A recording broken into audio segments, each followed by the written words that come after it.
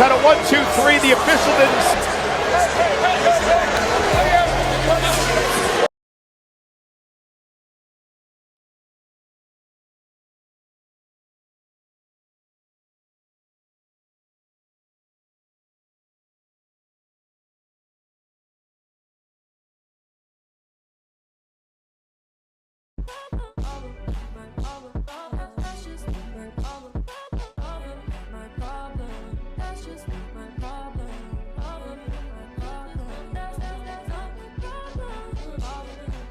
Hey, what's going on, YouTube land? It's your boy TJ, and welcome to my YouTube channel, Wrestling Nostalgia, where I get my reviews on WWE shows and PLE events. And today, we are going to be reviewing SmackDown. But before I get into my SmackDown review, just go ahead and get that thumbs up and like. Helps push my video through an algorithm. No further ado, let's go ahead and get into my SmackDown review. So we start off SmackDown with Randy Orton. He comes out and a thunderous ovation, of course, because everybody loves Randy. And he says that it's great to be here on SmackDown. I had to take care of some business on Raw, but I'm here. I need some answers from Cody Rhodes. After everything with the bloodline, he's sitting there tagging up with Roman Reigns. Like, I don't know what's going on with that. I need some answers or whatever. So he calls out Cody Rhodes. Cody Rhodes, the WWE Undisputed Champion, comes out. He makes his entrance. He comes in the ring. He basically says that either I was going to be a coward or I was going to be a hero, or something along them lines. He said, I'm not gonna lie, I really wasn't paying attention. Definitely when he said something about, oh, Oklahoma, what do you want to talk about? And I'm all like, I'm trying to figure out what the fuck do you got going on. Are you okay? Randy already said what he wanted to talk about. Like, why are you doing this stick right now? Like, get on with it. Come on, hurry up. Now ask that bitch what the fuck you gotta ask her. Hurry up. In my New York voice. So he basically says that he did it because he's trying to get rid of the bloodline. But I'm like, you're never really going to get rid of them, sir. So can we just go ahead and come up with a new story for you? Like, can we do something else? Can we come up with something else? Can you come up with something else? Can you come up with something else? Cody Rhodes says that, I hope it's not a problem for you. Randy Orton says, it's not a problem unless you make it a problem. I was like, oh, now that's how you clear a bitch. Look like he, that was... Are we planting some seeds here for a rivalry? Yeah, I think we are. But hey, we're going to see if that's going to happen. But anyways, Kevin Owens winds up coming out. And so does Solo Sikoa. Kevin Owens didn't even get to utter one word out. And Solo Sikoa basically says that, I don't even remember what he said either. Like, I was barely paying attention. I think he said something about, child, look, I don't know. But basically, push come to shove, Kevin Owens said, we don't care what you guys say out of your stupid mouth. How about we just settle this in the ring? This is when Randy Orton and Kevin Owens said that they're going to be in the ring. Cody Rhodes said that he wanted to be up in the mix too, since it's 3-on-3. This is when Kevin Owens says that, oh, well, you already have a 6-man tag. This is going to be me, Randy, Jacob Fatu, and Solo Sikoa tonight. I was like, oh, well, I guess you the greatest stepchild is left out. So it's going to be a tag match. I'm assuming in the main event of SmackDown. So it's going to be, if it's going to be official, we're going to see what's going to happen later on tonight.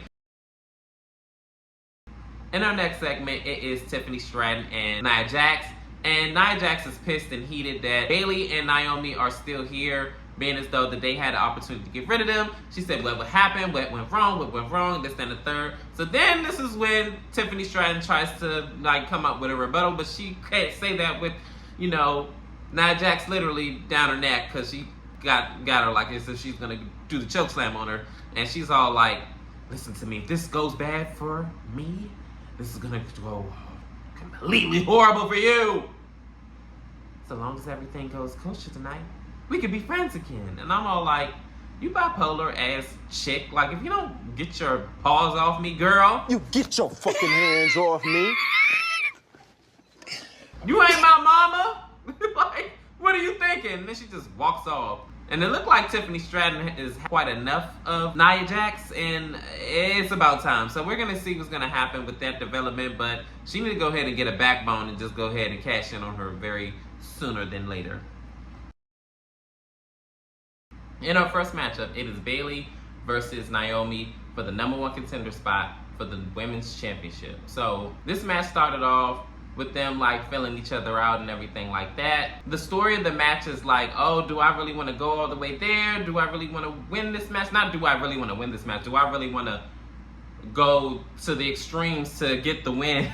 But because I remember at one point in the match where Bayley went like this and she was like, oh, I can't do it. And I'm like, girl, This is the #1 contender spot. Girl, do your thing. And then Naomi was all like, no, let's go. So then they pushing each other and everything like that.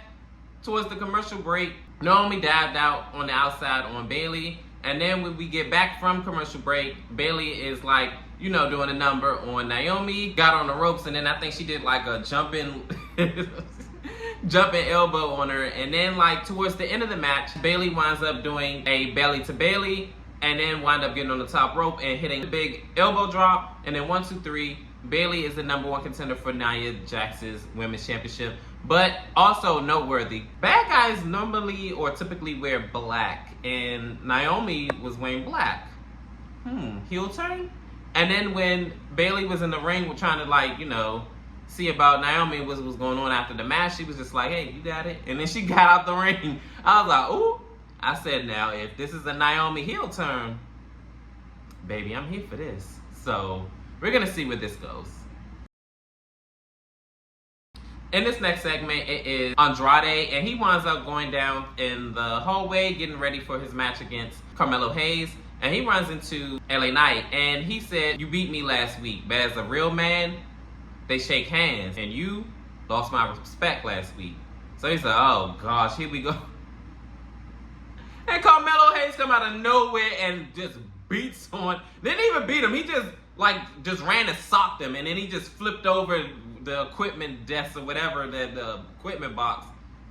And he tells Andrade, yeah, you next. I got something for you too. Come on, let's go. Let's go. I said, I heard about you. I was waiting on you at the door.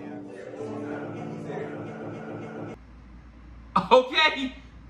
Melo ain't playing no good games, okay? Because he's him. He's self-proclaimed. So, up next is going to be Carmelo Hayes versus Andrade. Man, like I said before, I'm not tired of seeing these two. They could keep going all year if they want. In our next matchup, it is Carmelo Hayes versus Andrade. So, in this matchup, they come out the gate swinging, and they're just going at it. I remember... It was at one point in the match when they was outside of the ring because Andrade was about to go ahead and do his like running knees to the corner where Carmelo was sitting, but then he moved out the way, and then they wound up like scrabbling out or whatever, and then it looked like Andrade was about to get like a running knee by Carmelo, but Carmelo wound up getting caught up into a power slam, and that looked gnarly. We go into commercial break. After commercial break, they kind of mix it up here and there.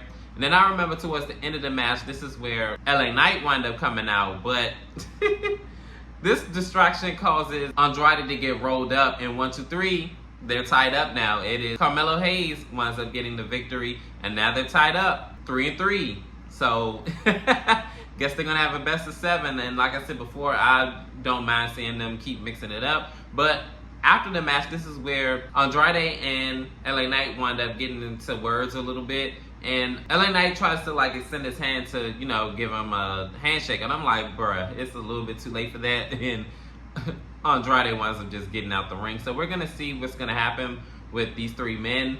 But like I said, I don't mind Carmelo and Andrade, you know, mixing it up and everything like that. Hey, I'm here for it. In this next matchup, it is Michin versus Piper Niven. I'm going to just go ahead and wrap this up because... They fought again because they had a match last week, so it's kind of the same rundown. They wind up, you know, having a little match, like little cute back and forth. Towards the end of the match, like I said, I'm not even playing. I'm not even going to talk about this full match. Like it was a match. So towards the end of the match, Chelsea Green had brought out a trash can or whatever, and she's all trying to get Piper Niven's attention and was all like, hey, come on. So Chelsea Green had a trash can that she brought out to the ring because she was ringside for Piper Niven, that's her girl or whatever. So she all trying to get her attention. So they wind up on the outside of the ring. After Michin tries to go up to the top rope, she slaps the hell out of her, Piper Niven does. And then she tries to do the rolling senton on the outside of the ring on the barricade onto the trash can, but Michin winds up rolling out the way. She gets her in the ring, hits eat the feet. 1, 2, 3. Michin wins this match. I don't know why we did another rematch, but hey, it is what it is. It was a match. It was there. Yeah. Yep. In this next segment, Naomi is walking solo and she runs into Bayley. Bailey winds up saying, hey, you know what I'm saying, I'm sorry what happened out there, da-da-da. So Naomi says, no, you're not sorry. You happy that you beat me. This was when Bailey was all like, no. She was like, no, I would be happy too if I had a #1 contender spot for Nia Jax. You're going to go on and you're going to do your thing. And just remember, when you win that women's championship, go ahead and, don't forget about me. So this is when Bailey's all like, oh, I'm just so glad that we're good or whatever. Yeah, so they hug or whatever. And then I noticed when Naomi did like a hug, she wound up like dripping a little bit. I was like, oh, girl, a little aggressive, ain't you? But no, and another thing, when she said, oh, you ain't sorry, I'm not gonna lie, I thought the heel turn was gonna come to you, bow, Decker or something, but it didn't happen yet, but hopefully it happens soon. So Triple H, pull the trigger on it. You don't need 8 months for this thing to simmer, okay? Let it boil over. So Billy winds up separating and everything like that, and this is when Naomi runs into Tiffany Stratton. Tiffany Stratton says, oh, well, too bad you're not going to have a #1 contender spot, and you're going to be sitting at home, and your 2 loser friends are going to be hosting Bad Blood. Huh. And you're going to be able to watch front and center at home Nia Jax destroy your little friend Bailey. This is when Naomi says that, oh, well, since she's going to be booked and busy at Bad Blood, that means that her little sidekick is going to be left off. So how about you catch a beat down next week? I think that's going to make me very happy. Let me talk to Nick Atlas about this, huh? Yeah, toodles. So that's how you clear it. Oh, now that's how you clear a bitch. So we're going to see Tiffany Stratton versus Naomi next week, and I couldn't be happier. Finally, we are here at our main event. It is Randy Orton and KO versus Solo and Jacob Fatu. So, I'm not gonna lie. I'm gonna just go ahead and give like a short version of this match because it was a lot going on. I'm not gonna lie, I wasn't really paying attention. I kind of was dozing off a little bit. Not because the match was boring or anything, but it was just, I'm tired. So they had like a pretty standard back and forth match. Like, they kind of shared the power dynamics, but we're going to skip on into the end of the match.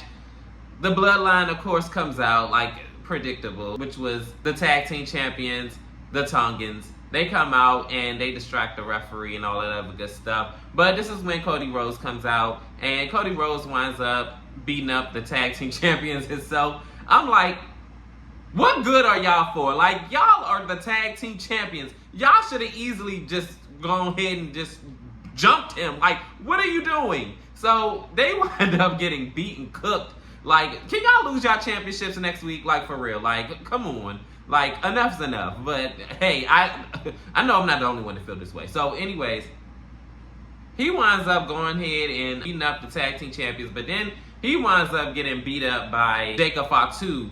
But this was like, but before that even happened, I almost forgot about this. Cody Rhodes winds up throwing one of the Tongans back in the ring. And he is so distracted with Cody Rhodes, he winds up turning into an RKO. This is when Jacob Fatu winds up kicking Randy Orton and everything in sight. And skip on to the end of the match. Jacob Fatu and Cody Rhodes kind of get into fisticuffs. But the referee winds up kind of getting knocked down a little bit because Jacob Fatu throws Cody Rhodes in the ring. And this is where the referee is distracted with Cody. So Jacob Fatu winds up kicking KO's head off and Randy Orton. And then he rolls out the ring, and Solo Sikoa winds up picking the win over KO. After the match, this is where KO looks like he has finally had enough of Cody Rhodes, and it looks like they're about to go ahead and get into fisticuffs until Randy Orton gets in the ring and breaks it up. And this is where the segment ends on the cliffhanger, but it looks like cooler hairs prevail and they're all good friends again. But I do feel like eventually something's going to give with KO, and he's going to go ahead and his true colors are going to go ahead and unfold. But hey, that's up to him of what color he's going to really truly show. Anyways, that's where this segment ends. I'm not going to lie, this kind of was like a dragged on show, like a little bit. Like, this show was okay for the most part. I love the Andrade match. I love the Bailey and Naomi match. The main event was cool. Everything else was kind of like, it was decent at best. But comment down below, how did you feel about SmackDown tonight? Was it good? Was it great? Was it horrible? Worst thing you ever seen? Best thing you ever seen? Leave it in the comments, like, share, and subscribe. Help me build this channel. You know how this goes. The love and support is always welcome and everything like that. And peace, TJ. I'm out.